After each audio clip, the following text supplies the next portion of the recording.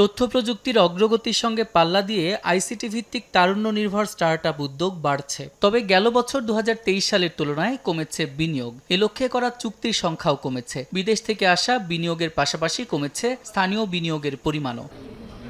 উদ্যোক্তারা বলছেন, স্টার্টআপের ক্ষেত্রে এখন কৃত্রিম বুদ্ধিমত্তা বা এআই সম্পর্কিত বিষয়গুলো প্রাধান্য দিচ্ছেন বিনিয়োগকারীরা।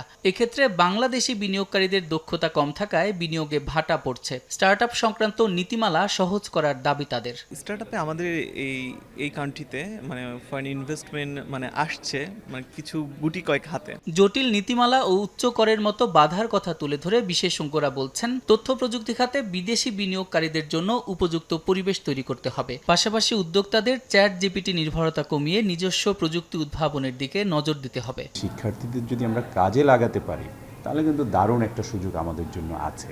খুব তাড়াহুড়ো করা যাবে না।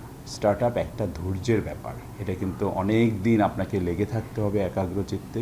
আর আমাদের ক্লায়েন্ট যারা, তারাও কিছু একটা ইনভেস্ট করে ৬ মাসের মধ্যে রেজাল্ট চায়, ১ বছরের মধ্যে রেজাল্ট চায়। এগুলো ৬ মাস ১ বছরের ব্যাপার না। সফল স্টার্টআপের জন্য উদ্ভাবক, উদ্যোক্তা ও বিনিয়োগকারীদের মধ্যে যোগসূত্র তৈরি করতে সরকারি উদ্যোগ নেওয়ার আহ্বান জানিয়েছেন তারা। সাদিক হাসান ইমন, সময় সংবাদ, ঢাকা।